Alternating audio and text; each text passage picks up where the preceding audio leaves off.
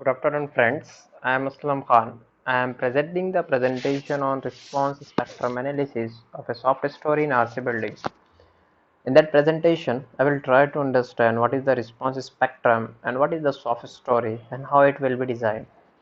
Before moving on the slide, I will explain in short what is the response spectrum analysis. Response spectrum analysis ये आपका एक design method होता है। जैसे कि आपके पास दो डिज़ाइन मेथड है, limit state of static, limit state of dynamic. अगर आप डायनामिक में बात करोगे तो डायनामिक का एक रिस्पांस स्पेक्ट्रम मेथड है। डायनामिक के लिए भी बहुत सारे मेथड है, जैसे कि टाइम हिस्ट्री मेथड है, आपका इक्वल स्टैटिक मेथड है। But response spectrum analysis method एक कॉमन मेथड है, और ये जो ई टैप्स के रिजल्ट है, जैसे डिफरेंट सॉफ्टवेयर है, डिज़ाइन सॉफ्टवेयर, अगर डिज़ाइन सॉफ्टवेयर की बात करोगे, ई टैप्स है, स्टैट प्रो है, सैप 2000 है, इसके जो रिजल्ट रहेंगे वो रिस्पांस स्पेक्ट्रम एनालिसिस के रिजल्ट से मैच होते हैं। आप इसको मैनुअली भी डिज़ाइन कर सकते हो। जब आप मैनुअली डिज़ाइन करोगे तो आपको जो भी रिजल्ट आपके पास आ रहे हैं उसको 2.5 फैक्टर से आपको मल्टीप्लाई करना पड़ेगा, और वो रिजल्ट को आपको सॉफ्टवेयर थ्रू मैच करना पड़ेगा। तो रिस्पांस में सिंपली इसका मतलब है कि रिस्पांस स्पेक्ट्रम एनालिसिस ये आपका एक डिज़ाइन मेथड है during an earthquake. It shows the behaviour of the building during an earthquake. Soft story ये आपका एक इंटरेस्टिंग कॉन्सेप्ट है। ये जो कॉन्सेप्ट है इसका फीचर स्कोप भी है, आप आपके रिसर्च के लिए भी कर सकते हो, डिजर्टेशन भी इस पर कर सकते हो। कई इसके पीछे वर्क चालू है और हो चुका है और होता रहेगा। सॉफ्ट स्टोरी किसको कहते हैं, मैं आपको इसको आगे स्लाइड में मेरे पास कुछ मॉडल्स है, मॉडल थ्रू मैं आपको सॉफ्ट स्टोरी बताऊंगा। बस उससे पहले मैं आपको सिंपली बताना चाहता हूँ सॉफ्ट स्टोरी मतलब आपके पास एक बिल्डिंग है, फॉर एग्जांपल 2 स्टोरी बिल्डिंग है। बॉटम स्टोरी आपकी पार्किंग के लिए, और आपकी जो अपर स्टोरी है वहाँ पर आपका वर्किंग प्लेस है, रेजिडेंशियल प्लेस है। बॉटम स्टोरी भी जो आपकी पार्किंग के लिए, उसको आपने इनफिल वॉल प्रोवाइड नहीं किया है, वहाँ पर कोई वॉल आपकी कंस्ट्रक्टेड नहीं है। लेकिन अगर आपकी टॉप स्टोरी पे आप देखते हो तो वहाँ पर आपके पास वॉल है। तो दोनों बिल्डिंग है, अपर स्टोरी पर वॉल है, बॉटम स्टोरी पर वॉल नहीं है। जहाँ पर वॉल है वहाँ की स्टिफनेस थोड़ी सी ज़्यादा रहेगी, क्योंकि इनफिल वॉल के थ्रू आपकी स्टिफनेस बिल्डिंग की बढ़ने वाली है। लेकिन बॉटम स्टोरी में वॉल नहीं है, एम्प्टी है, तो वहाँ पर आपकी स्टिफनेस नहीं रहेगी का मतलब होगा कि टॉप स्टोरी से कम रहेगी। अगर आप बात करते हो जब लेटरल फोर्स आता है ड्यूरिंग अर्थक्वेक टॉप स्टोरी पर, तो जो आपका टॉपर स्टोरी है, टॉप स्टोरी ब्लॉक एक्ट होगा। लेकिन जो आपकी जो बॉटम स्टोरी के कॉलम है वो आपको थोड़ा सा डिस्प्लेसमेंट बताएंगे, वो स्वे होंगे। और अगर आपका पिक अर्थक्वेक आता है, अर्थक्वेक उसका लिमिट क्रॉस कर देता है, तो जिसकी वजह से आपके जो बॉटम के कॉलम्स है वो पूरी तरीके से डिस्प्लेस हो जाएंगे, और बॉटम कॉलम की वजह से आपकी पूरी बिल्डिंग कोलैप्स होने के चांसेस है। जो बॉटम स्टोरी है, जहाँ पर आपके पास इनफिल वॉल नहीं है, जहाँ पर आपका मैकेनिज्म फेल हो रहा है, वो जो स्टोरी है उसको बोलते हैं सॉफ्ट स्टोरी। तो आते हैं स्लाइड पर। कंटेंट अगर आप ये टॉपिक पे देखने वाले प्रेजेंटेशन में, स्ट्रैक्ट, introduction, literature review, codal provision, analytical work, results, conclusion, future scope and references.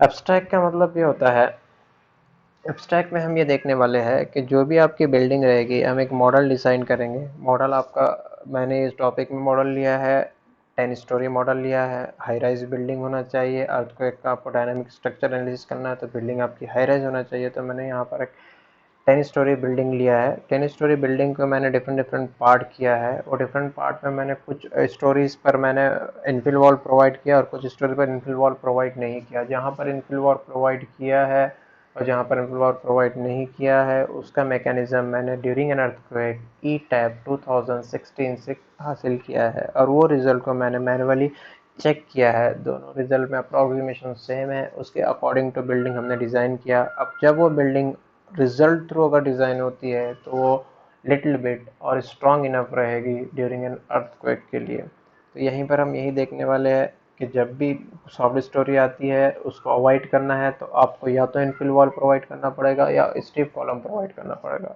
तो ये जो प्रेजेंटेशन है इसमें हम इनफिल वॉल पर फोकस करेंगे। आने वाले जब मैं वीडियो अपलोड करूंगा तो उसमें वहाँ पर आपके साथ स्टीफ कॉलम रहेगा, उसके अगेन मैं आपको स्टील डिटेलिंग के साथ वीडियो अपलोड कर कोशिश करूंगा समझाने की।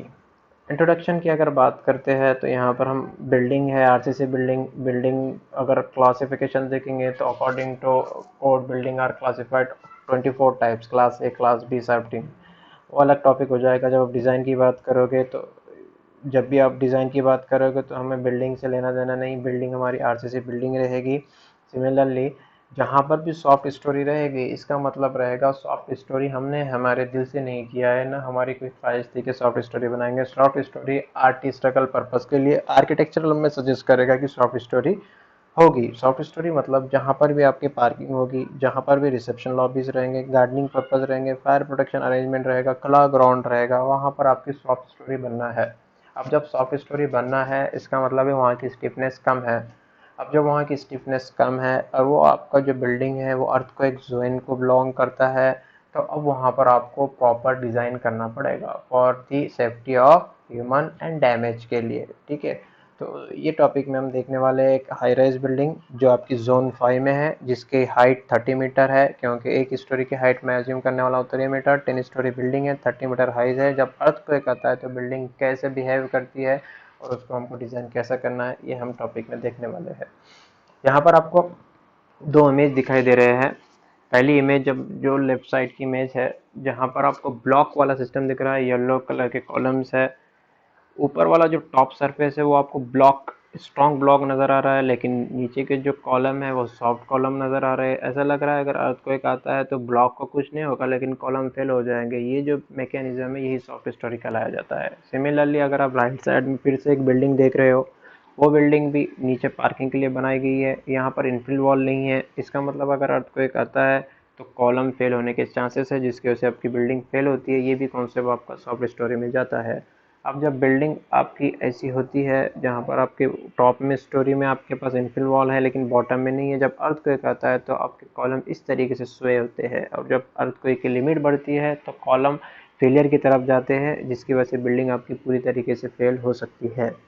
सिमिलरली अगर आपको ये फेलियर फेनोमेना को रोकना है, बिल्डिंग को सॉफ्ट स्टोरी रहते हुए भी अर्थक्वेक से बचाना है, तो आपको दो प्रोविज़न लेना पड़ेगा। या तो कॉलम को स्टीफ करना पड़ेगा या फिर आपको इनफिल वॉल प्रोवाइड करना पड़ेगा।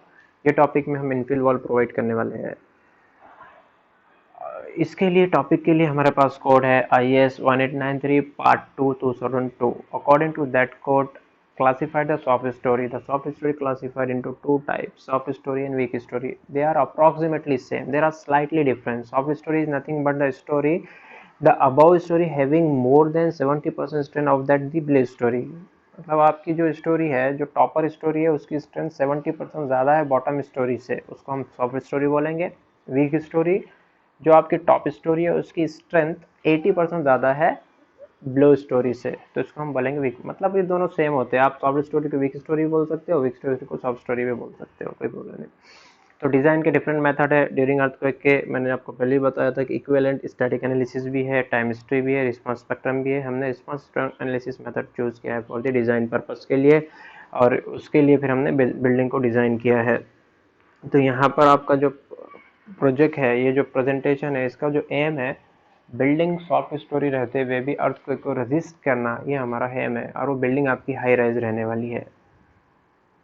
तो आपको बिल्डिंग डिज़ाइन करने के लिए डिफरेंट पैरामीटर्स लगने वाले हैं। तो उसके लिए सबसे पहले आपको एनालिसिस करना है। एनालिसिस करने के साथ आपको डिफरेंट पैरामीटर्स कैलकुलेट करना है। जो डिफरेंट पैरामीटर्स जो रहेंगे वो स्टिफनेस, स्ट्रेंथ, डिफॉर्मेशन रहेगा, फोर्सेस रहेंगे। ये जो पैरामीटर्स है आपको डायरेक्टली सॉफ्टवेयर से मिलने वाले हैं ETAP 2016, या फिर आप इसको मैनुअली भी डिज़ाइन कर सकते हो। मैनुअली आपको एनालिसिस करना है तो टाइम ज़्यादा लगेगा, रिजल्ट आपको सेम मिलेंगे। ETAP से आप करोगे तो आपको रिजल्ट सेम मिलेंगे, विथ स्मॉल टाइम के साथ आपको मिलेंगे, एक्यूरेसी वाले रिजल्ट आपको मिलने वाले हैं। यही रिजल्ट आप स्टैट से भी निकाल सकते हो, SAP 2000 से भी आप निकाल सकते हो। तो अभी हम ETAP 2016 की बात करते हैं। तो ये मेरा एक मॉडल है जो मैंने शाहिन करवे बुक है G+3 डिज़ाइन के लिए, वहाँ से इसको मैंने AutoCAD से ड्राफ्ट किया था। ये मेरा प्लान है, और प्लान को मैंने 3D व्यू दिया है 10 स्टोरी हाइट के साथ, और उस ये मॉडल के लिए मैंने डिज़ाइन किया है। मतलब आपको अब यहाँ पर जो भी आगे वाली प्रेजेंटेशन रहेगा यही मॉडल बेस रहेगा। यहाँ पर आपको 10 स्टोरी बिल्डिंग दिखने वाली है, और 10 स्टोरी बिल्डिंग में मैंने आपको क्लासिफिकेशन किया है model according to soft story. उसके हिसाब से फिर हमने रिजल्ट किया है, रिजल्ट के हिसाब से फिर हमने कंक्लूजन निकाला है। तो आगे देखते हैं। दो मॉडल है 1.1 1.2। 1.1 मॉडल में आप देखोगे तो रेड मार्क है। रेड मार्क का मतलब है कि पूरी बिल्डिंग आपकी इनफिल वॉल से कंस्ट्रक्टेड है। और जो आप 1.2 मॉडल को देखते हो तो ये आपको एक बार फ्रेम नज़र आ रहा है जहाँ पर आपके इनफिल वॉल नहीं है। दोनों में डिफरेंस यही है कि एक मॉडल सेम मॉडल है, same material, same thickness, same elastic model, all properties are same. only change is that one wall constructed with infill wall and one wall without infill wall, मतलब एक में आपके पास wall है, एक में wall नहीं है, दोनों की मैकेनिज्म चेंज रहेगा। यहाँ पर आपने फिर से मॉडल को क्लासिफाइड किया 2.1, 2.2 एंड 2.3। अब 2.1 की बात करोगे तो all are the with infill wall, but here bottom जो आप देख रहे हो तो वहाँ पर आपको इनफिल वॉल नहीं नज़र आ रहा है, लेकिन आपने 1.1 की बात कर रहे हो तो वहाँ पर बॉटम में भी इनफिल वॉल था। 2.2 की बात करोगे तो इसके जो फर्स्ट 3 स्टोरी है वहाँ पर इनफिल वॉल नहीं है और बाकी की स्टोरी में इनफिल वॉल है। जहाँ पर इनफिल वॉल नहीं है वो सॉफ्ट स्टोरी एक्ट होगा। सिमिलरली अगर आप 2.3 की बात करोगे तो 6 स्टोरी आपकी विदाउट इनफिल वॉल है, that means they are the soft story. अब इसका मैकेनिज्म हम देखेंगे आगे, ठीक है। अगर आप ई टाइप 2016 यूज़ कर रहे हो तो कुछ आपको मेथड स्टेप्स रहेंगे। पहले स्टेप में आप मटेरियल असाइन करेंगे, मटेरियल हमारा आरसीसी कंक्रीट रहेगा। उसके बाद फिर उसके साथ साथ आप ग्रेड असाइन करोगे, कुछ कोड आपके बाय डिफ़ॉल्ट वहाँ पर रहेंगे। उसके बाद फिर हम लोड असाइन करेंगे, load dead load live load रहेगा। डेड लोड हम कैलकुलेट करेंगे with the help of density concrete और विड्थ और उसकी डेप्थ के साथ, हाइट के साथ। सिमिलरली लाइव लोड अज्यूम कर लेंगे according to code. Public building के लिए मैं कोड के ले रहा हूँ live load 2 kilometre per metre square. Similarly floor finishing 1 kilometre per metre square मैं लूँगा। उसके बाद लोड असाइन करने के बाद आपको कुछ रिजल्ट और कुछ ग्राफ मिलने वाले हैं। कुछ डेटा है जो मैंने अज्यूम किया और कुछ डेटा है जो बाय डिफ़ॉल्ट सॉफ्टवेयर से मिलता है और कुछ डेटा जो मैंने कोड से लिया है। बिल्डिंग के डायमेंशंस है, बिल्डिंग 2 डायमेंशन में होती है, एक्स वाई डायरेक्शन, हम उसको बोलते हैं शॉर्ट एंड लॉन्ग डायरेक्शन। तो शॉर्ट डायरेक्शन उसकी 10 मीटर है, लॉन्ग डायरेक्शन 16.8 है और उसकी मैंने हाइट लिया है 3 मीटर। अब 10 स्टोरी बिल्डिंग है तो 3 into 10 that is the 30 metre height of the building. अगर बिल्डिंग की हाइट 30 मीटर है तो बिल्डिंग जाती है हाई राइज बिल्डिंग में। उसके लिए मैंने साइज़ ऑफ बीम चूज़ किया है 230 बाई 600 mm साइज़ की मेरे बीम है। साइज़ ऑफ कॉलम जो है वो 230 बाई 600 सेम लिया है, क्योंकि मेरे पास फेस ओरिएंटेशन प्रॉब्लम नहीं आना, इसलिए मैंने सेम कॉलम साइज़ के लिया है। आप अगर चाहे तो आपके कॉलम की साइज़ चेंज कर सकते हो और आपको फिर से अलग रिजल्ट मिलेंगे जो इंटरेस्टिंग रहेंगे, जो फीचर स्कोप में जाता है। थिकनेस ऑफ वॉल मैंने यूनिफॉर्म 230 mm ले लिया है, all the building external as well as internal. Concrete का ग्रेड M25 और स्टील ग्रेड है 500। उसके बाद डेड लोड हमने कैलकुलेट किया है with the help of B into D into density of concrete. तो वॉल की जो डेड लोड आ गया 12.34 किलोमीटर पर मीटर है। सिमिलरली पैरापेट वॉल के लिए मैंने असाइन किया है हाइट 1.5 मीटर। तो according to that height we have to calculate the dead load of that parapet, that will be 7.71 kilometre per metre. Floor finishing according to code we have assume that 1 kilometre per metre. Roof treatment load 1.5 kilometre, assume that live load it should be taken from the code 2 kilometre per metre. उसके बाद हमको code की with the help of code page number 36 IA 2093 part number 2002, उससे हमको सिर्फ zone decide करना पड़ेगा। अर्थ को एक जोन पर क्रिटिकल जोन जोन 5 है, उसके लिए मैं डिज़ाइन कर रहा हूँ। तो जोन 5 अगर मैं चूज़ करता हूँ तो all parameter should be specify by the code. जो रिस्पॉन्स रिडक्शन फैक्टर है, इंपॉर्टेंस फैक्टर है, बिल्डिंग हाइट है, सॉइल टाइप है, ये सब चीज़ें मुझे कोड से मिलने वाली है। उसके बाद जैसे ही मैं लोड डालता हूँ तो मेरे पास कुछ रिजल्ट निकल कर आते हैं सॉफ्टवेयर में ग्राफ के साथ। अगर आप रिजल्ट ऑब्जर्व करते हो, जैसे जैसे मैं पहले मॉडल की बात कर रहा हूँ, ये जो रिजल्ट है 1.1 मॉडल को शो करता है जो इनफिल वॉल के साथ कंस्ट्रक्टेड है फ्रॉम टॉप टू बॉटम। अगर आप यहाँ पर देखते हो तो displacement from bottom to top ये जो है लीनियरली इंक्रीज हो रहा है। लीनियरली इंक्रीज हो रहा है क्योंकि जैसे जैसे बिल्डिंग की हाइट बढ़ेगी लेटरल फोर्स ड्रीक करना शुरू करेगा, जिसकी वजह से ड्रिफ्ट होगा और ड्रिफ्ट की वजह से डिस्प्लेसमेंट बढ़ता जाएगा। अगर आप डिस्प्लेसमेंट की बात करोगे तो टॉप में डिस्प्लेसमेंट ज़्यादा है, बॉटम में डिस्प्लेसमेंट कम है। और ये जो डिस्प्लेसमेंट बेस करता है रिस्पांस स्पेक्ट्रम एनालिसिस की थ्योरी पे। वो जो थ्योरी बताती है कि जब भी आपका बिहेवियर टाइम और एक्सेलेरेशन का लीनियर स्मूथ रहेगा तो आपका लीनियरली डिस्प्लेसमेंट वेरिएशन होगा।